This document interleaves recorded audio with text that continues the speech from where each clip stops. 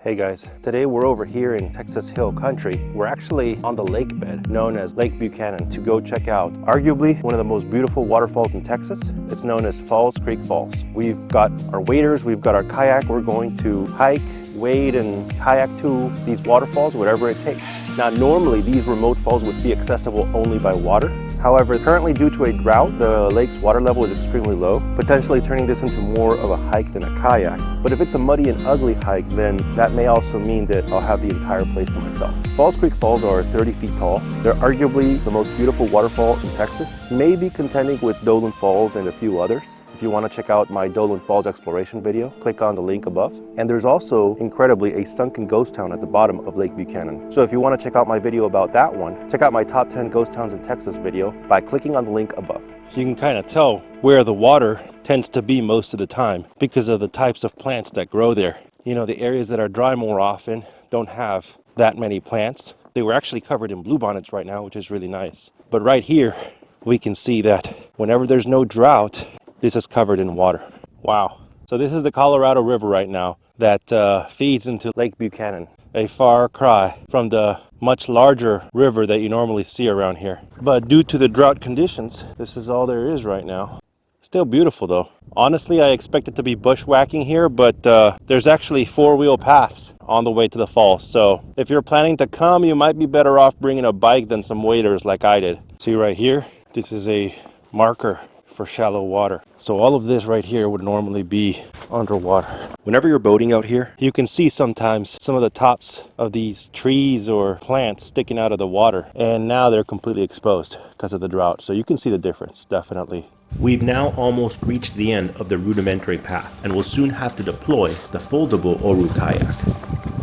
All right, we have finally deployed the Oru kayak and we're ready to transition from the hiking to the kayaking. Let's see if the falls are flowing. The water's a bit shallow, but it's just deep enough for the kayak. So far so good, but the cliffs where Falls Creek Falls are located look pretty dry. I'm beginning to wonder if the falls will even be flowing right now. All right guys, we have reached land. Let's go see what awaits us at the falls. As we get closer and closer to the falls, I have to watch my step and keep a close eye out for snakes. Well, now that's an interesting little cave. Let's go check it out. Hello? Anyone here? Looks like the cave isn't as deep as it looks. Still looking out for snakes though. Yeah, the cave is pretty small actually.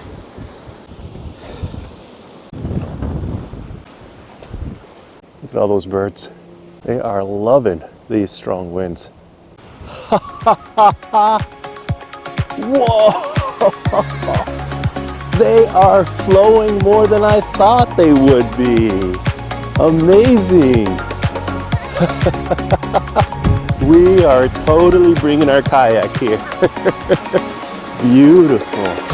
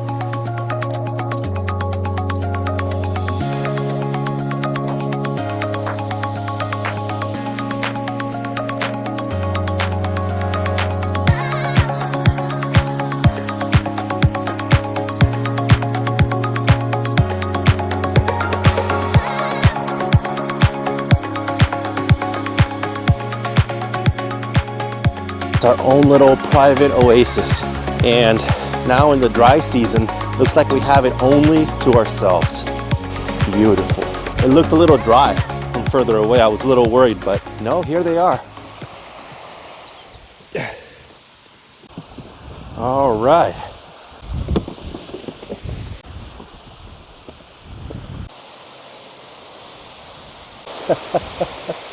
We are so lucky.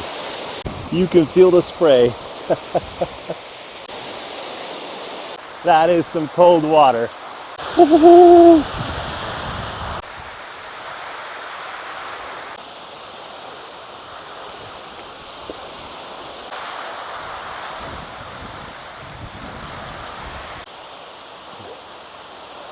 So we got a little cave here. This cave would normally be underwater, as you can see by the marks on the rock, but right now we get a chance to take a peek inside of it.